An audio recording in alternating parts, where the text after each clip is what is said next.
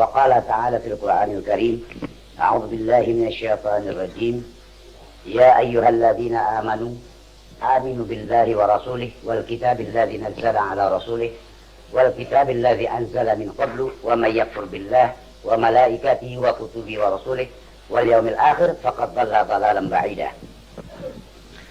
Saudara-saudara, alhamdulillah setelah kita mendengar sejarah Ibrahim dan Ismail, maka saya mendapat kesimpulan definisi daripada sejarah itu 3 perkara saja. 1, iman kepada Allah. Kedua, ialah takwa kepada Allah. Ketiga, ialah doa kepada Allah. Jadi definisi daripada sejarah tadi kita akan mencapai 3 faktor. Saudara-saudara, kalau kita perhatikan apa yang ditanyakan oleh saudara kita tadi, maukah kiranya umat mukminin zaman sekarang ini berkorban kepada anaknya, menyembelih anaknya, membunuh anaknya? Saya akan jawab, 95% di Indonesia umat mukminin setelah melaksanakan korban anaknya, terutama khusus di DCI Jaya. Kalau sudah saya nggak percaya, saudara boleh lihat lagi ulang tahun yang ke-445 malam muda-mudi sampai pagi malam suntuk, anak-anak dikorbankan di tengah jalan besar, sehingga orang tuanya menjadi bujang menunggu rumah untuk menantikan anaknya pulang jam 6 pagi. Ini satu fakta pengorbanan yang luar biasa. Nah, oleh karena itu saudara-saudara, alhamdulillah kita dari Nurul Amal mudah-mudahan tidak akan melaksanakan yang demikian. Sekarang mari saudara-saudara kita perhatikan dari Nurul Amal mudah-mudahan tidak akan melaksanakan yang demikian. Sekarang mari saudara-saudara kita perhatikan apakah benar kita sudah beriman sebagaimana Nabi Ibrahim beriman kepada Allah. Ini yang menjadi pertanyaan bagi diri kita sekalian. Sebab saudara-saudara mengucap iman itu paling mudah. Iman artinya percaya. Orang yang percaya dinamakan mukmin, artinya orang yang mempercayai. Adapun syarat-syarat daripada iman yaitu 4. Jadi apabila kita tidak melaksanakan syarat, berarti orang itu belum beriman, baru mengucap beriman. Apa syaratnya? Kata Imam Ahmad Hasanul Bisri di dalam kitabnya Lu'lu'ul Marjan, beliau berkata, Al-imanu qaulun wa amalun wa niyatun wa sunnatun.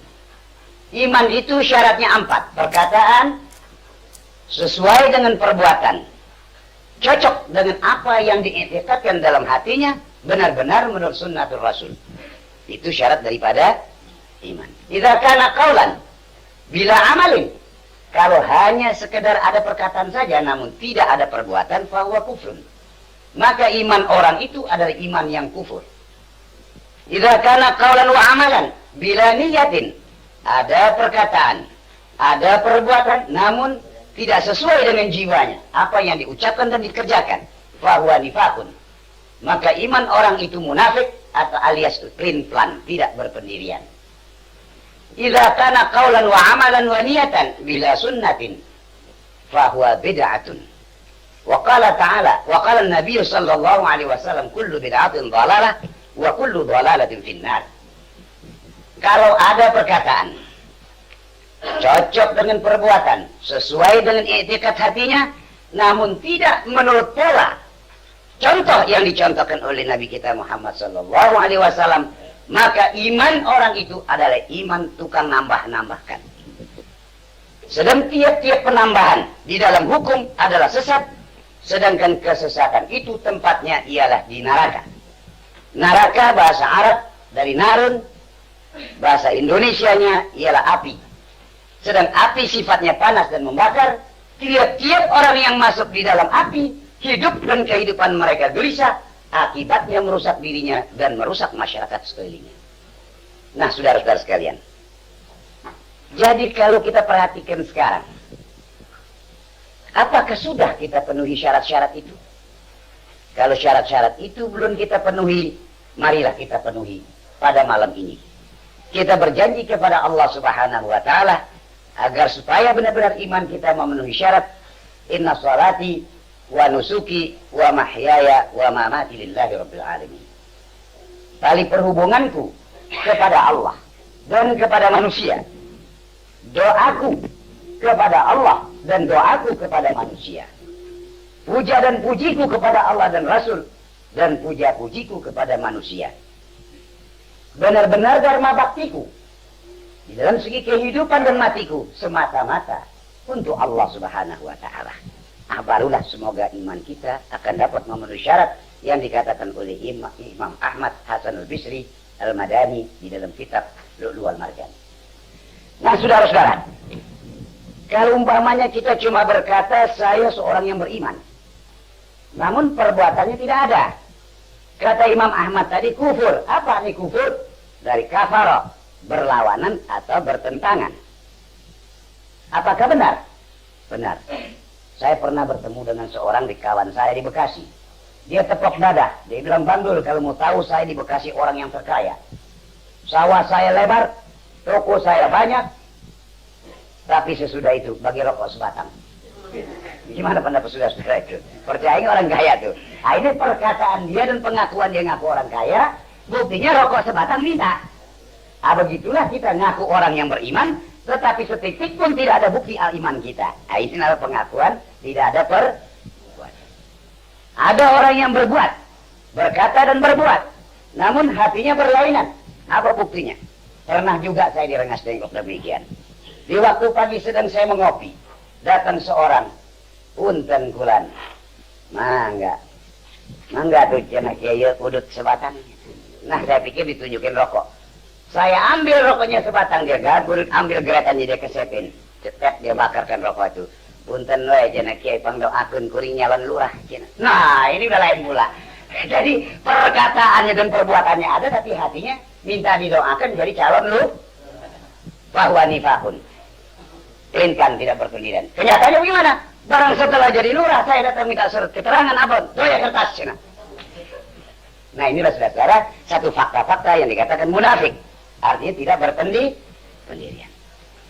Ada perkataan, ada perbuatan sesuai dengan hatinya, namun tidak menurut contoh daripada Rasulullah. Maka perbuatan ini ada tukang menambah-nambah hukum. Contohnya, saudara-saudara, apa yang saya katakan hukum? Misalnya saudara-saudara lihat sekarang banyak di mana-mana. Agama membenarkan keluarga berencana. Nah, ini nama-nama nambah hukum. Dalam hukum nggak ada membenarkan keluarga berencana. Bahkan dalam hukum menandakan. Kalau saudara-saudara periksa di ayat Bani Israel pertama, Allah menjelaskan, sayati zaman, tanda daripada akhir zaman, 3 perkara.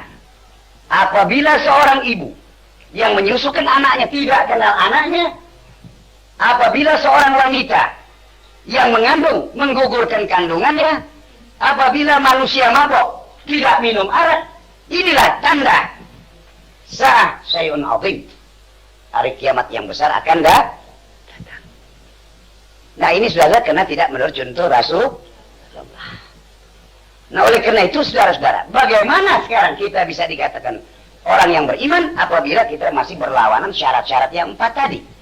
Oleh karena itu saudara-saudara, kalau benar kita orang yang beriman di dalam hukum-hukum Islam, di dalam agama Islam diajarkan oleh Nabi kita Muhammad sallallahu alaihi wasallam, buniyal Islamu ala khamsin, ditegakkan kesejahteraan di muka bumi, ditegakkan keselamatan di muka bumi ini oleh Allah Subhanahu wa taala di atas 5 dasar.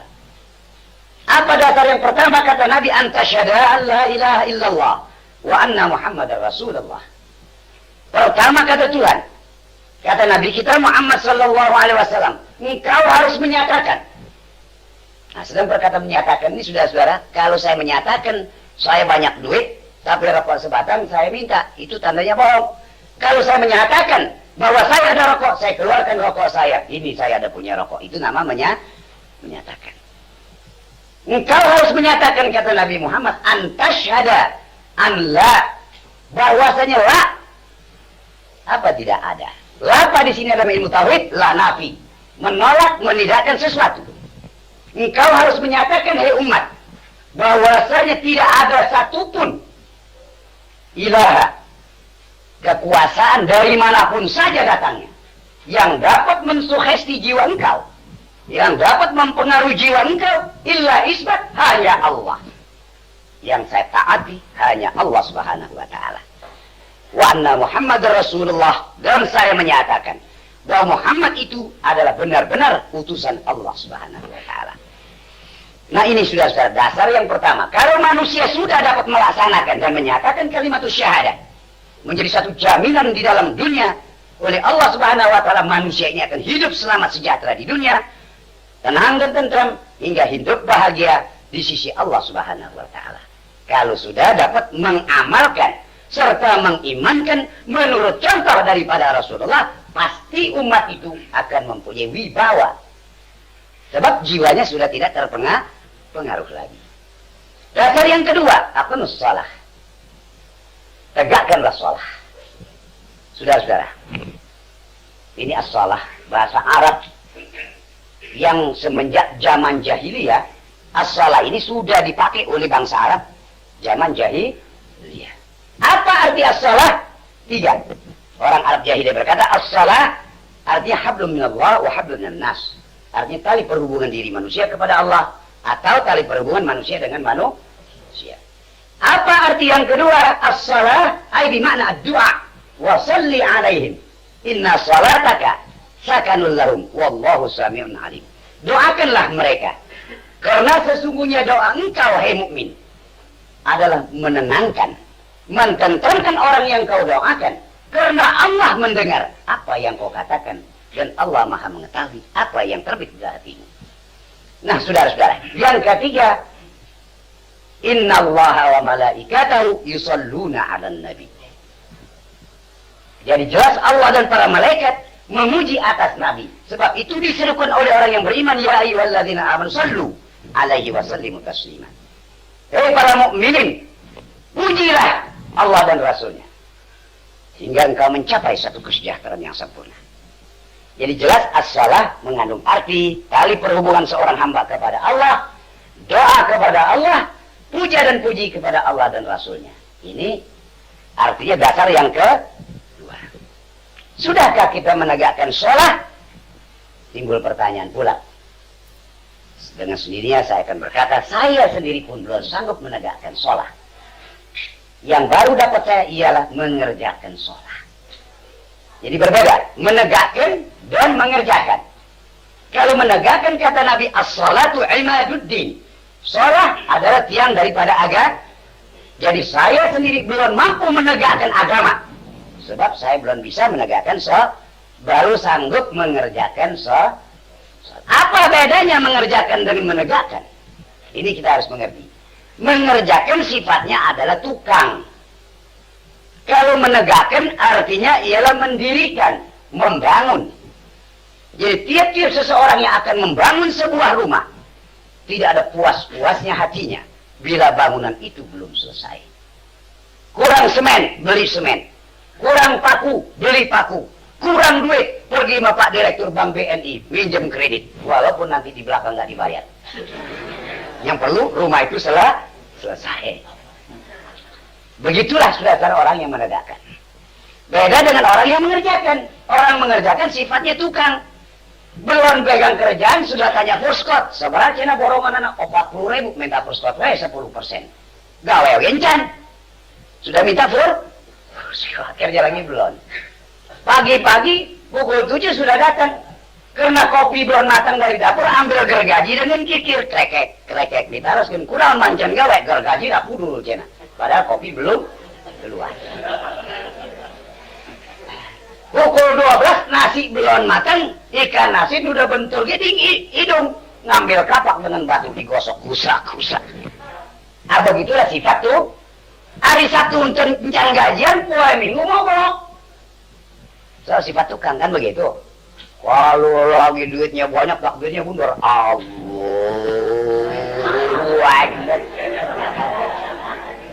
Nah, kalau lagi nggak ada duit, Allah udah nggak ada nih. Tahu sendal hilang. Nah, ini sudah saya sebut sifat tuh. Jadi kalau demikian dasar-dasar Islam ini memang betul. Kalau saudara sudah sanggup melaksanakan syahadat sebagaimana syarat iman yang 4, pasti saudara akan menjadi manusia yang berwibawa. Kalau saudara sudah dapat menegakkan salat menurut contoh daripada Rasulullah sallu kama ra'aitumuni usalli, pasti doa saudara akan diterima oleh Allah. Sebab Allah sendiri berfirman di dalam surat Al-Ahzab ayat 180, walillahil asmaul husna fad'uhu biha wa zarul ladzina yulhiduna fi asma'ihi. Jelas. Bagi Allah yang mempunyai nama-nama yang baik, fad'uhu biha, oleh sebab itu berdoalah kamu kepadanya. Bagaimana cara? Wa zarul ladzina fi asma'ihi, dengan melaksanakan apa yang kau ucapkan nama-nama Allah yang baik itu. Nah, jelas saudara-saudara, janji Allah Subhanahu wa taala, tidak ada seorang hamba yang tidak dikabulkan doanya kalau sudah dapat memenuhi syarat iman yang 4 tadi. Nah, jadi apa yang dikatakan oleh saudara tadi, yaitu Nabi Ibrahim, sebab apa doanya diterima oleh Allah? Karena imannya sudah genap 4 syarat dipenuhi. Coba saudara pikir, tinggalkan istri, tinggalkan anak, karena siapa? Diperintah oleh Allah. Nah, coba kira-kira kita berani nggak? Saudara-saudara sekarang diperintahkan oleh Nur Ahmad belanja kiri dan barat. Nanti dulu dong, uang berasnya berapa kira-kira? Uang berasnya ya tadi. Udah uang berasnya gue tinggalin 50 kilo. Uang rokoknya berapa nih kira-kira? Nah inilah saudara. Kenapa? Bukan saudara itu tidak beriman, cuma syaratnya tidak cukup. Iman tetap iman, maka itu banyak orang yang begitu lahirkan anaknya mendengar khutbah saya akan memberi nama anak saya si Iman. Cuman gawenya apa? Main kelereng. Jadi iman kelereng. Nah inilah saudara-saudara. Syarat yang ketiga apa? Wa ita'uz zakat. Waduh, kalau wa ita'uz zakatnya berat nih. Jadi ada juga teman saya ini, kenalan saya di Lampung. Padahal kalau binatang sapi berapa zakatnya? Hukumnya, saya minta hukumnya. Kata Rasulullah 30 ekor sapi, hukumnya 1 ekor sapi yang umur 1,5 tahun. Udah waktumu tinggal sebulan lagi, keluarin zakat sapi udah ada 30, dijual yang 2. Tinggal 28. Waktu saya tanya kenapa saudara ngambil zakat? Orang cuma 28 nggak cukup 30, ya orang dijual. Jadi berimannya orang beriman, kalau tidak beriman mustahil dia tanya zakat. Tanda dia beriman, cuma mengeluarkan kehela aja. Saudara. Iya. Nah sekarang saudara, ya kalau kita sudah sampai taraf tingkat ini, yang keempat apa? As-shaum, puasa. Tahu puasa? Sudah ngerti puasa belum ya? Kira-kira siapa yang ngerti puasa? Puasa ini bukan bahasa Indonesia, bahasa Arab as-shaum, bahasa Jawa poso, artinya menahan atau mencegah. Nah, kowe kudu poso ing seleramu, kamu harus menahan atas kejadian di dirimu. Jadi puasa itu bukan nggak makan. Ini kadang-kadang yang puasa pagi pukul 4 udah sahur dong. Kenapa? Sunat Nabi sahur pukul 4. Begitu habis sembahyang subuh melonjor dah. Bangun pukul 8 lihat matahari masih rendah, melintak lagi ke bawah. Nah ini bukan puasa namanya. Lihat enggak? Pukul 12 benar merkodoknya baru bangun alhamdulillah cuci muka kumurnya 13 kali. Bukan ini nih, bukan di Kerawang. Sembahyangnya juga lain tuh kalau orang puasa. Allah. Saya Allah. Waduh ya, kayak orang mulut. Barang udah pukul 4 baca doa apa? Biasanya kalau pukul 4 doa tarik matahari. Mau malaikat. Enggak matahari udah tarik. Sebenarnya dia turun. 4:30 udah kontrol dapur. Bikin apa nih? Bini kan tuh bikin apa? Orang duit cuma 200 ya surga aja. Wah lu sih nggak ngerti gua puasa, cendol mana? Duit 200 bu cendol. Udah tadi aku kena. Nah ini bukannya puasa, ngobrol nafsu namanya. Lihat. Sebab Tuhan perintah ya ayyuhalladzina amanu kutiba alaikumussyam kama kutiba alal ladzina min qablikum la'allakum tattaqun. Jadi kalau puasa kita lihat orang dulu puasa gimana? Orang kalau puasa gimana? Coba kita lihat. Jangan jauh-jauh, saya ini anak Kemayoran Gang Sampi. Saya kenal benar. Dulu orang tua saya karena dirawat, tahan nafsunya suntal sana. Keramat si Kondor itu sawah sama sekali. Peninggalan puasa siapa tuh? Orang tua kita, dia tahan nafsunya, kerja keras, meninggalkan anak cucunya. Sekarang anak cucunya bagaimana puasanya? Dia lelang, dia obral. Dia puas-puasin. Dasarnya Bang Miun yang salah. Kelapa muda kupas-kupasin, kelapa tua buang batoknya. Lagi ada harta puas-puasin, karena ada tua tinggal bongkoknya. Ini puasa model anak sekarang. Padahal bingkau-bingkau. Kita harus menyontoh bapak-bapak kita dahulu bagaimana mereka berpuasa.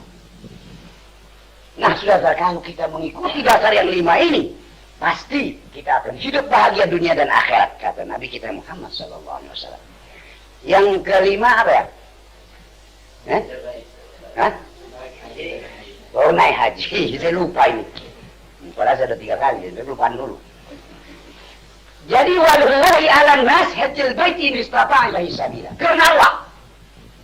Jadi pergi haji ini perintah siapa nih? Adakah manusia yang menghalangi orang pergi haji?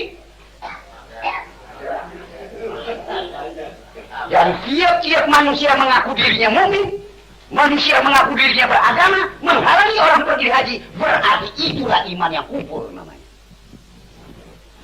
Tapi sini walillah, karena Allah, tidak ada satupun makhluk yang dapat menghalangi. Saudara-saudara, banyak yang mengeluh dari daerah Cakung dan sebagainya. Pak, gimana saya udah jual sawah nih? 400.000, 500.000. Saya bareng pergi di sana memantri, mantri apa begini? Mantri agama? Agama apa? Agama RI. Oh, dia nggak menghalangi, nggak agama RI, saya bilang. Kalau dia beragama Islam, lapor sama gua. Kalau Departemen Agama Islam menghalangi orang pergi haji, lapor sama saya. Tapi kalau Departemen Agama RI pantas, sebab bukan agama Islam.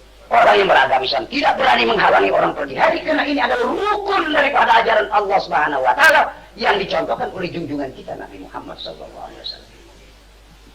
Dasar apa? Sudah kalau kita lihat pengumuman presiden, bebas rakyat Indonesia menjalankan kewajibannya melaksanakan syarat-syarat Islam bagi pemeluk-pemeluknya. Pasal 29 dijamin oleh negara bagi masyarakat yang beragama menurut kepercayaan masing-masing. Nah, siapa yang mau menghalangi orang pergi haji? Karena ini hukum Allah dan sesuai dengan undang-undang negara Republik Indonesia yang berdasar ketuhanan yang maha.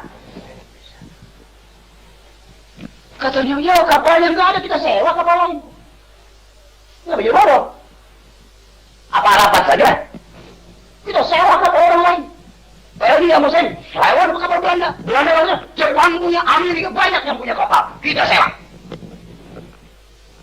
Siapa yang menghalangi kita mau pergi haji?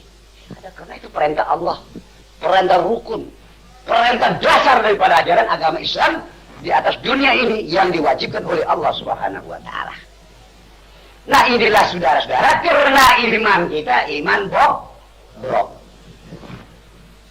Kalau mau pergi haji kebingungan, saya mau pergi haji nggak bingung.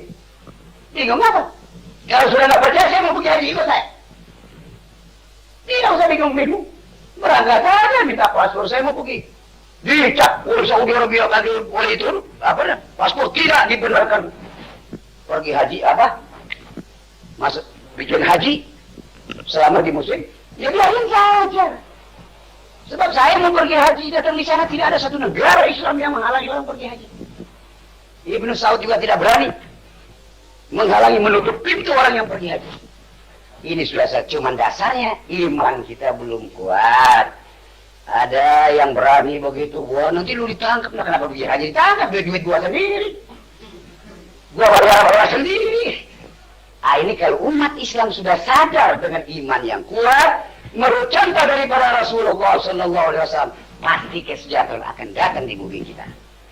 Dan saudara-saudara, jadi iman ini yang pokok tadi yang diceritakan oleh saudara kita, Nabi Ibrahim, maka tercapai tujuan hidupnya, sehingga badatun tayyibatun warbun ghafur, doanya itu betul-betul terlaksana sampai sekarang, karena imannya iman benar. Tapi dunia ini iman terbagi dua, saudara-saudara, jangan salah. Ada iman langau, ada iman lebah. Tahu langau ya? Lalar hijau.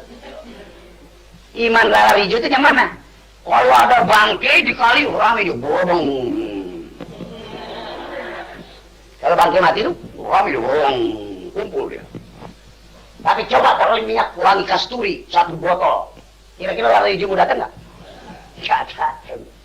Tapi saudara-saudara, kalau ada bangkai mati, kambing mati, ayam mati, pasti rame. Sebab imannya iman lah. Coba aja iseng-iseng masjid apa tuh ya, kalau ada antar malam saudara kita mau maulid di Podong Kambing 16 pukul 6 gak ada yang nongkrong gitu.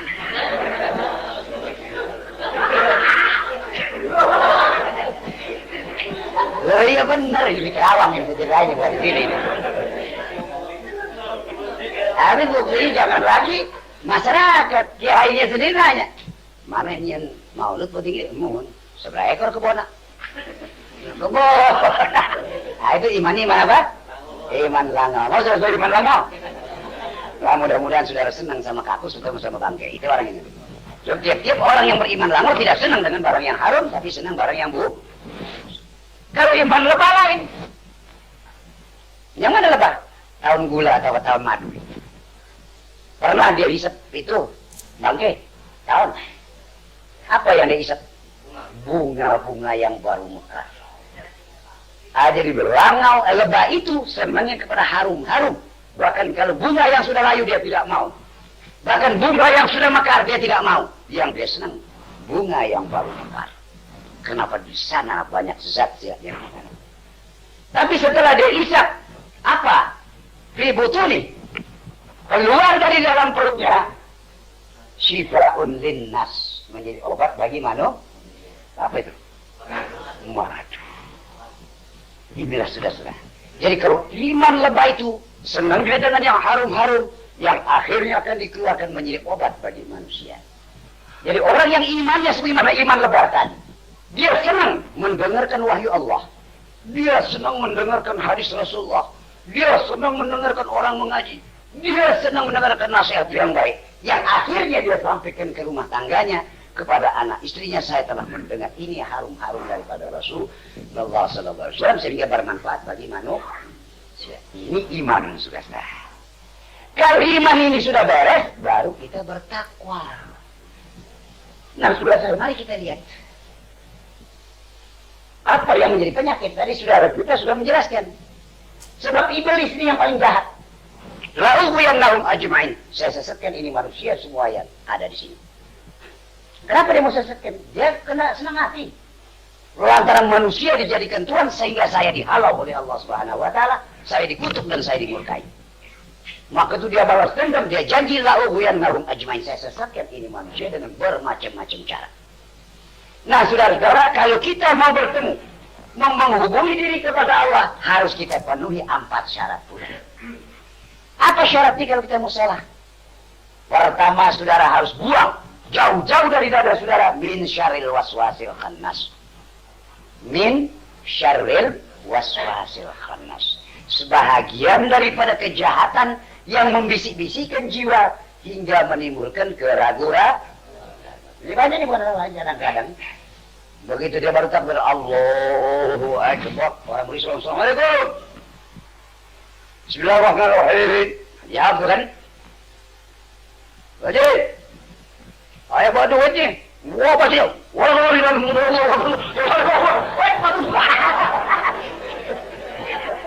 Kata dia kata mengantarin Pak duit, urus bayarnya. Enak, tapi bukan di sini nih, di sana tuh banyak kan. Tapi kalau lagi Allahu Akbar, lalu dia lihat orang baru kening.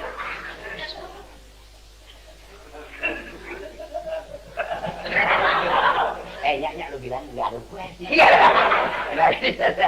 Artinya imannya belum beres manusia ini. Akibat bin syaril waswasil khannas. Di dalam dada kita masih ada bisikan-bisikan yang menimbulkan keraguan. Nah inilah sudah syarat. Kalau syarat ini kita buang, mulai kita bulan bersih, so kita akan menghadap kepada siapa? Coba kita gunakan akal yang sehat dan sabar. Kita menghadap pada Subhanallah, Maha Suci Allah. Kira-kira kalau kita menghadap kepada presiden pakai peci model saya, model kayak SBY kan? Pakainya begini, kancing begini. Itu kira-kira diterima nggak sama aslinya nih? Tentu dia bilang, tunggu dulu, jangan masuk. Dulu, jangan langsung intinya. Jaga kita lah. Ini presiden yang buntelan tai juga sama kita, nggak terima kita. Apalagi Allah yang sifatnya subhanallah. Udah pakai kain, ini kebun-kebun aja. Kadang-kadang masih penting bajunya kadang-kadang di pundak aja sini. Ini presiden yang buntelan tai juga sama kita, nggak terima kita. Apalagi Allah yang sifatnya subhanallah. Udah pakai kain, ini kebun-kebun aja. Kadang-kadang masih penting bajunya kadang-kadang di pundak aja sini.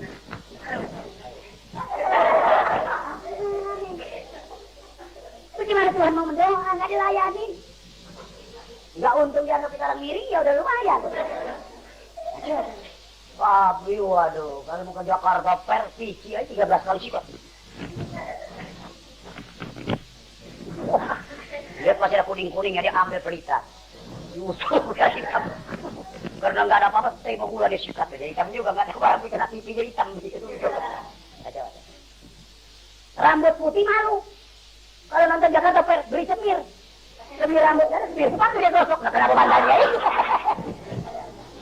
Lah mau ketemu Tuhan, rambutnya disisirin juga kagak. Ya kadang-kadang mau jamur rambut yang balik. Di mana Tuhan mau menerima doa kita? Nomor satu, iman kita udah nggak benar. Ya, nah, sholat kita nggak benar. Takwa kita tidak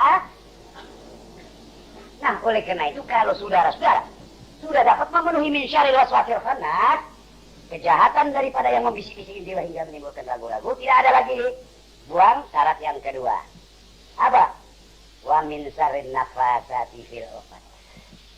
Sebahagian daripada kejahatan jiwa yang meringan-ringankan ikatan, yang melonggar-longgarkan ikatan. Tepat dari akidah. Akidah ikat di ujung sama ikat di ujung, namanya i'tiqad. Nah, jadi orang yang suka meringan-ringankan ikat-ikatan, ini namanya penyakit yang paling besar, kejahatan yang paling besar. Waduh, udah 12 perapat belum datang juga nih orang dari Amerika ya. Padahal ada waktu zuhur. Mau sembahyang takut dia datang. Ini bukan lagu aja, bukan ini umpamanya ini. Akhirnya jam 2 kapal terang baru turun. Wah, itu dia barangkali udah buru-buru betul dah. Sembahyang gampang tergabung. Berangkat ke Mayoran sampai sana 2:30. Yang tadi tunggu-tunggu gak datang sembahyang ketik. Nah, ini fil uqad, nah meringan-ringankan loh. Kadang-kadang itu masih mending, karena ada yang itu jatuh. Alah, baru 2:30. Sekali lagi, 2 kali gagal, sekali lagi. Ya udah 4. Coba, ini fil uqad. Ini yang paling jahat. Jadi tadi bisikan-bisikan yang menimbulkan keraguan, kedua meringankan ibadat kepada Allah.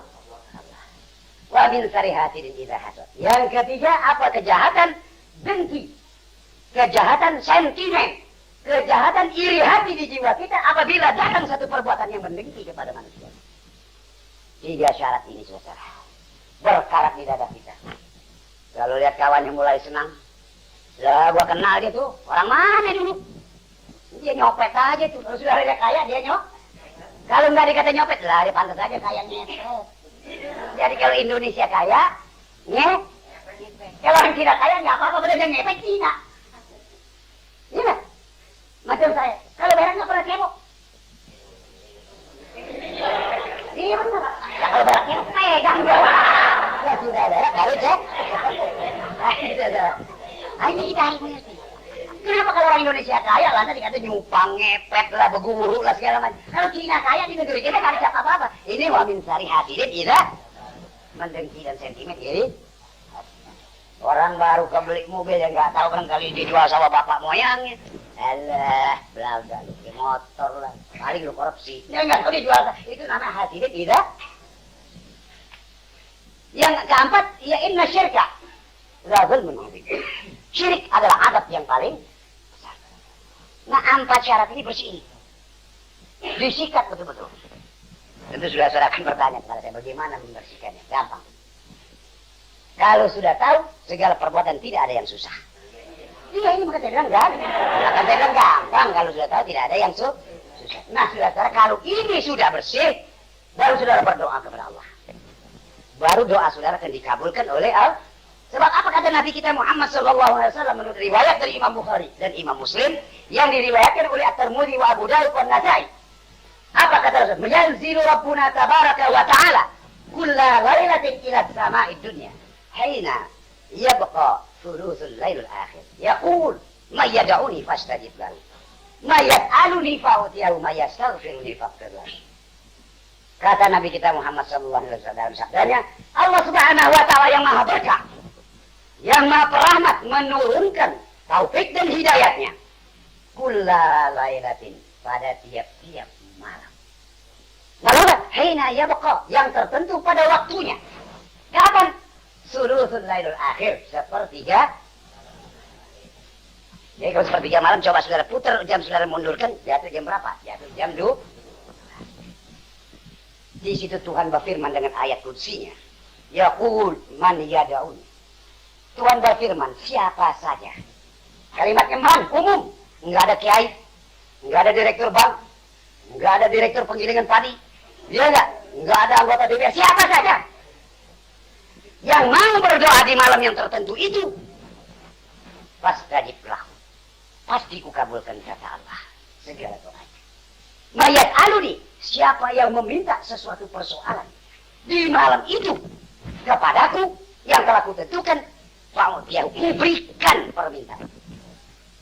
Mayastaghfiruni faghfir lahu, siapa yang minta ampun di malam itu yang telah kutentukan pada waktunya, ku ampuni segala dosanya. Nah sekarang kenapa kita berdoa nggak kabul? Sebab bukan waktunya. Waktu susah baru berdoa. Waktu senang lupa daratan, nggak diladeni om, enggak, matulannya enggak. Waduh, kalau lagi susah nih nggak ada rokoknya, oh, assalamualaikum warahmatullahi wabarakatuh. Alhamdulillah, saya doain Pak Derajat. Mudah-mudahan Pak Suraja udah berseki yang luas. Padahal mata ngelirik ada rokok kan disebungkus nih. Ini mana Tuhan mau kabulkan doanya karena ada rokok sebungkus. Nah inilah saudara-saudara. Jadi kalau betul-betul kita sudah dapat memenuhi syarat iman, syarat takwa kita sudah penuhi, syarat sholat kita sudah penuhi, dan kita berdoa kepada Allah, pasti Allah akan kabulkan segala doa kita. Apa syaratnya? Wa man yattaqillah yaj'al lahu makhraja wa yarzuqhu min haitsu la yahtasib. Wa may yatawakkal 'ala Allah fa huwa hasbuh. Innallaha balighul amri qad ja'ala Allah likulli syai'in qadra. Siapa saja yang takwa kepada Allah. Mari kita periksa kalimat takwa. Kata takwa dari kata-kata ittiqa. Patuh, tunduk, benar-benar. Itu namanya takwa. Siapa saja yang patuh kepada hukum Allah, sami'na wa ata'na, dengar dan laksanakan, itu nama takwa. Ya ja'allahu makhraja. Orang ini saya akan keluarkan dia dari kesulitan hidup. Wa yarzuqhu min haitsu la yahtasib. Akan saya berikan dia rezeki yang dia tidak tahu dari mana datangnya. Wa man yatawakkal 'ala Allah, barang siapa menyerah dirinya kepada Allah sepenuh penyerahan, fa huwa hasbuh, segala doanya saya kabulkan. Innallaha balighul amri qad ja'ala Allah likulli syai'in qadra. Sesungguhnya Allah itulah yang menentukan di dalam segala urusan yang pasti. Saudara-saudara sekalian, definisi daripada apa yang diceritakan dalam siaran tadi, Ibrahim terkabul, Ismail terkabul, Hajar terkabul, kena imannya memenuhi syarat, takwanya memenuhi syarat, sholatnya memenuhi syarat. Sebab itu doanya dikabulkan Allah Subhanahu wa ta'ala. Oleh karena itu saudara-saudara, saya serukan pada saudara-saudara dari Yayasan Nurul Amal, mengajak saudara-saudara, mari kita kembali kepada Quran dan Sunnah. Karena Quran ini adalah wahyu Allah yang pernah membimbing umat manusia 7 abad lamanya mendapat kemuliaan dunia dan akhirat. Sunnah daripada Rasulullah selama 23 tahun dalam gemblengan dan pembinaannya, sehingga umat jahiliyah menjadi umat yang beriman dan bertakwa kepada Allah Subhanahu wa ta'ala. Nah inilah saudara-saudara ajakan saya. Oleh karena itu dinamakan Nurul Amal. Nur artinya cahaya, amal perbuatan. Mari kita buktikan perbuatan-perbuatan kita sehingga menimbulkan satu cahaya yang memancar di bumi Indonesia, sehingga selalu bumi Indonesia mendapat ridha dari Allah Subhanahu wa ta'ala. Dan saya wasiatkan kepada saudara-saudara, jangan berani saudara menghalangi perintah Allah kepada hambanya untuk melaksanakan haji, karena perintah haji itu adalah perintah Allah Subhanahu wa ta'ala. Orang yang menghalangi itulah yang akan diadab oleh Allah Subhanahu wa ta'ala. Nah oleh karena itu saudara, karena di sini kebetulan ada saudara kita, yaitu saudara Haji Akyas, seorang wakil dari Hankam urusan haji, saya nasihati Haji Akyas, awas neraka jahanam tempat saudara Haji Akyas apabila menghalangi orang yang pergi haji. Kata haji ini adalah urusan Allah Subhanahu wa taala kepada hamba, asal jangan dia nyerobot. Kalau ada duit di sini pun belajar, kenapa bingung-bingung? Tidak pernah dihalangi oleh negara kita, sebab negara kita berdasar ketuhanan yang maha. Cuma orangnya nggak ngerti, bodoh. Begitu saja, mau pergi haji bawa lemari. Oh, ya kotak seperti gitu kan lemari. Bawa beras 20 kilo. Bawa gula, ada yang bawa batu cincin 6 kaleng. Ada yang bawa pikulan 2 kepet. Nggak mau dagang ke sana. Nah coba kalau saudara mau betul pergi haji, tahu aja duit saudara di Bank Amerika sana sok. Berapa? $900, 380.000. Sel di sana uang saudara. Minta cek. Kantong. Sudah pergi. Minta paspor. Sama imigrasi. Saya mau pergi. Kemana? Saya mau jalan-jalan. Ke Baghdad. Ke Madinah. Ke Mekah. Saya mau ibadah ke sana. Saya rasa nggak berani pemerintah menghalangi. Tapi yang betul bagi cukup hebat. Tas satu. Cek selembar. Ya enggak. Naik kapal terbang. Plong. Sangat nggak dihalangi. Ini nggak mudah dagang nih dihalangi.